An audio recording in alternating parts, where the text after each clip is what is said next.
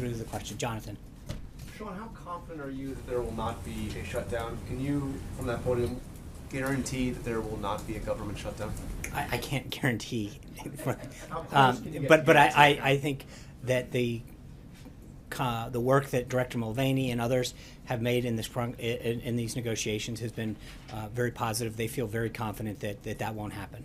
So he won't insist that his priorities get funded on the border, the wall, increased security. That's not what I said. I said that I think is he willing to shut down the government? No. It's not. Look, they are currently negotiating.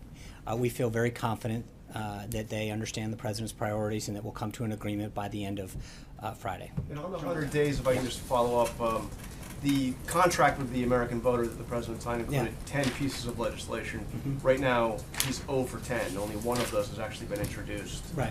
And I think that we're going to continue to work with Congress. As he says in that document, I will work with Congress to achieve these, and we're going to continue to work with Congress to achieve those. But why have 9 of them not even been introduced? I think when you look at what he has done, in terms of Supreme Court justice, the executive orders, the number of legislation, there's a lot that has gotten done. I don't think anyone, I remember very clearly the first few weeks, and still to some extent, the comments that got made about the pace that we were keeping, and we have kept.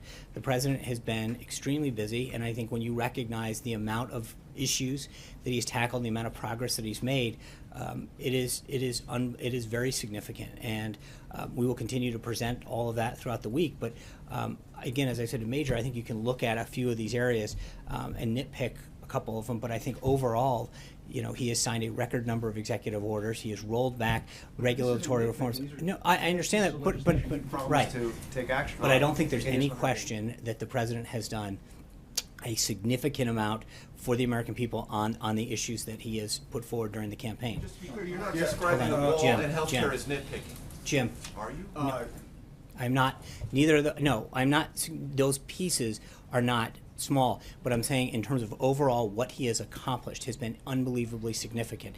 When you talk about all of the other areas, the regulatory relief, the efforts that he's made on immigration, on trade, all of those issues. And again, what I'm trying to say is when you look at everything that he's done and the amount that he's accomplished in these first 100 days, I think you can go back and find an area, one or two, and say, okay, well, he didn't do this.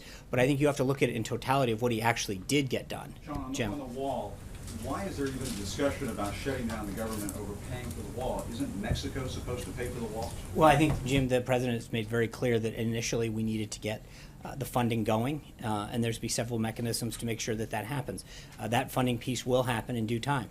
Alexis. That is a promise that the I president understand made that. during the campaign It time. is- and no, again, no, but he also that Mexico would pay for the wall. Right. And now we're having a discussion that the No, no, government we- might shut down over the wall. Who's going to pay for it? Right. You know. So a couple things. One, as I pointed out to Jonathan, we feel very confident the government's not going to shut down.